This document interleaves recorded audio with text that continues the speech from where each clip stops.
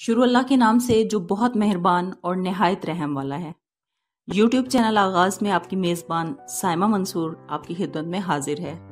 اس video میں ہم سب کے جانے مانے استاد محترم ڈاکٹر طاہا نذیر نے جس شخصیت کے حالات زندگی کو مرحلہ وار قلم بند کیا ہے وہ شخصیت ہے مائیکل فیریڈے۔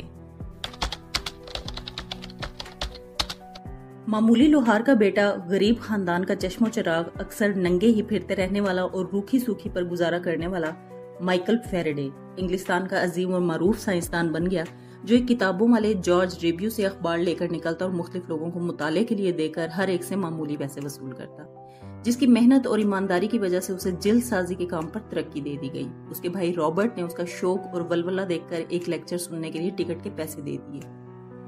ایک گاہک نے اس کی علم شناسی دیکھتے ہوئے معروف برطانوی سائنسدان سر ہمفری ڈیوی کا ٹکٹ دے دیا، جس کے بعد یہی غربت و افلاس کی کوکھ سے جنم لینے والا معمولی نوجوان علم برقیاتی کیمیا، برقی و مقناطیسی تجربات کا ماہر سائنسدان بن گیا۔ مائیکل فیریڈے معروف کیمیا دان اور ماہر طبیعیات تھا۔ وہ 22 ستمبر 1791 کو لندن کے نواحی علاقے نیوئنگٹن کے مقام پر پیدا ہوا۔ ایک معمولی سے خاندان سے تعلق رکھتا تھا۔ اس کا باپ جیمز کلیرک میکسویل مذہباً عیسائی اور پیشے کے اعتبار سے لوہار تھا، جس کے لیے اپنے محدود وسائل سے اپنے کنبے کی کفالت کرنا دشوار تھا۔ اپنے 4 بچوں کے لیے پورے وسائل مہیا نہ کر سکنے کی وجہ سے وہ اکثر ننگے ہی پھرتے رہتے تھے اور جو روکھی سوکھی ملتی اس پر گزارا کر لیتے تھے۔ جیمز نے بالآخر تلاشی معاش کی خاطر جدوجہد کا عزم کیا۔ وہ یارکشائر مور سے آگے مانچسٹر کے قریبی علاقہ پورٹلینڈ میں جا بسا، جہاں کی معروف گلی ویماؤتھ میں سکونت اختیار کی، مگر بدقسمتی سے یہاں بھی اسے خاطر خوار روزگار نہ مل سکا۔ اس کی صحت مسلسل گرتی چلی گئی۔ آخر وہ 1810 میں ہمیشہ کے لیے اپنی زندگی کے دکھوں سے آزاد ہو گیا۔ اس وقت مائیکل کی عمر 19 سال تھی۔ مائیکل نے محض رسمی تعلیم ہی حاصل کی تھی، جس سے وہ صرف کچھ لکھ اور پڑھ سکتا تھا۔ 14 سال کی عمر میں ایک جلد ساز جارج ریبیو کے ہاں ملازم ہو گیا۔ ابتدا میں مائیکل ریبیو کی اخبار لے کر نکلتا اور مختلف لوگوں کو مطالعے کے لیے پیش کرتا، جن کے مکمل پڑھ لینے تک وہیں ٹکا رہتا اور ہر ایک سے 1-2 ٹکے وصول کر کے اپنی دن کی کمائی بنا لیتا۔ ریبیو نے ننھے فیریڈے کی محنت اور ایمانداری کو دیکھتے ہوئے اسے جلد سازی کے کام پر ترقی دے دی، جس کی فیریڈے کو چندہ خوشی نہ تھی، سوائے اس کے کہ اسے مطالعے کے لیے مختلف کتابیں میسر آ گئی تھیں جنہیں جلد کرنے سے قبل وہ پڑھ سکتا تھا۔ یہیں اس نے انسائکلوپیڈیا پر برناٹیکا کے بجلی کے مضامین اور کئی ایک دوسری چیزیں پڑھیں۔ پھر ایک دن اسے پتا چلا کہ قریب ہی ایک سائنسدان علم طبیعیات پر لیکچر دے رہا ہے، جس سے وہ بہت خوش ہوا، لیکن یہ سن کر اس کا سارا شوق اور ولولہ کافور ہو گیا کہ اس کے لیے مبلغ 25 سینٹ ادا کرنے پڑیں گے، جو اس کے پاس نہیں تھے۔ مگر یقیناً محنت و شوق کے سامنے کوئی چیز حائل نہیں ہو سکتی۔ اس کے بڑے بھائی رابرٹ نے اسے پیسے دے دیے، ایک ساتھی نے اسے ڈرائنگ سکھا دی اور ریبیو نے اسے رخصت دے دی۔ مائیکل کی خوش بختی تھی کہ ریبیو شوق مطالعے کا برا نہیں مناتا تھا، حالانکہ اس سے وقت کے ضیاع کے ساتھ اسے کاروباری نقطہ نظر سے نقصان کا بھی احتمال تھا۔ رفتہ رفتہ فیریڈے عملی اعتبار سے عام لوگوں کی شعوری سطح سے برتر ہو گیا۔ ایک دن ایک گاہک نے اس کی علم شناسی کو پہچانتے ہوئے معروف برطانوی سائنسدان سر ہمفری ڈیوی کے شاہی ادارے میں ہونے والی تقریر کا ٹکٹ دے دیا، جسے سن کر اس نے خوبصورت نوٹس بنائے اور اس کی ایک نقل سر ہمفری کو بھیج دی۔ فیریڈے ہمفری کی شخصیت سے بہت متاثر ہوا۔ سر ہمفری نے اسے اپنے پاس آنے کی دعوت دی اور مبلغ 25 شلنگ ہفتہ وار پر معاون رکھ لیا۔ بحیثیت معاون فیریڈے اکتوبر 1814 کو انگلستان سے فرانس گیا، جہاں کے حکمران نپولین بوناپارٹ نے دنیا کے سائنسدانوں، فلاسفروں اور دانشوروں کو سیاسی مصلحتوں سے بالاتر ہو کر ملک کے کسی بھی مقام پر تقریر کرنے کی کھلی چھٹی دے رکھی تھی۔ فیریڈے نے سر ہمفری کے ساتھ پورے یورپ کے نمایاں شہروں کی سیاحت کی، دنیا کے دیگر نمایاں سائنسدانوں سے ملا، خصوصاً وہ معروف برقیاتی ماہر سگنا وولٹا سے بہت متاثر ہوا۔ فیریڈے نے ابھی تک پورا لندن بھی نہ دیکھا تھا کہ قدرت نے اسے پورے یورپ کی سیر کرا دی۔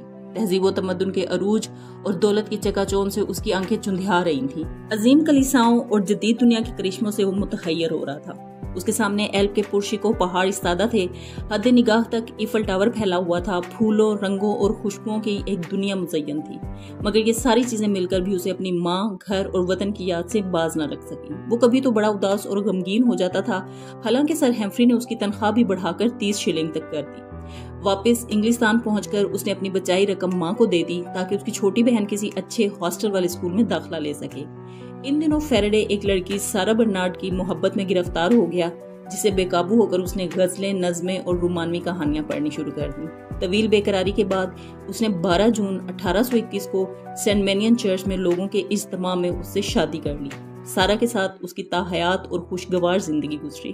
مگر اولاد کی نعمت سے محروم رہا۔ آخری ایام میں ملکہ برطانیہ کے ہمپٹن کورٹ کے مکان میں خاموشی کے ساتھ گوشہ نشین ہو گیا۔ بالآخر 25 اگست 1867 کو 75 سال کی عمر میں فیریڈے ہمیشہ کے لیے اس دار فانی سے رخصت ہو گیا۔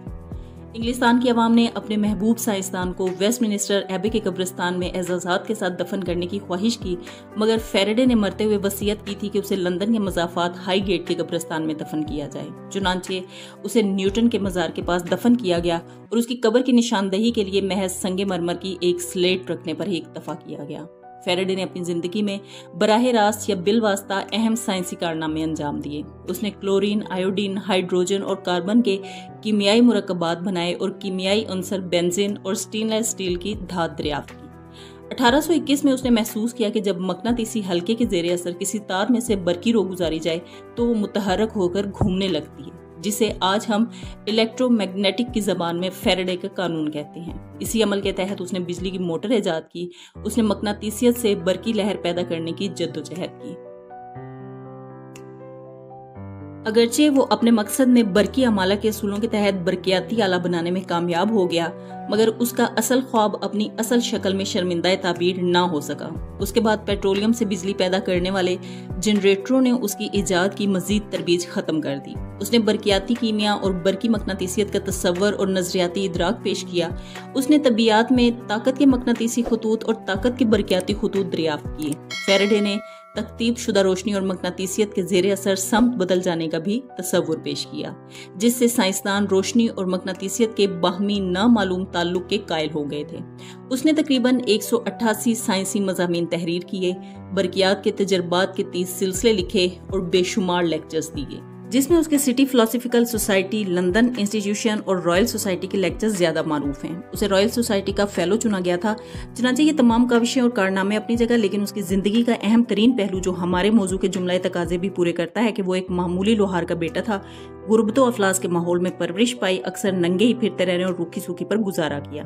اخبار فروش، جلد ساز، غربت کی کوکھ سے جنم لینے والا معمولی نوجوان علم برقیات، برقیاتی کیمیا، برقی و مقناطیسی معائنہ کاری کا ماہر سائنسدان بن گیا۔ اپنے شوق اور ولولے، محنت اور ایمانداری کے باعث انگلستان کا عظیم اور معروف سائنسدان بن گیا۔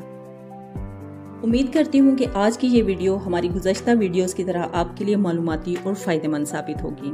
اللہ ہم سب کا حامی و ناصر ہو، آمین ثم آمین۔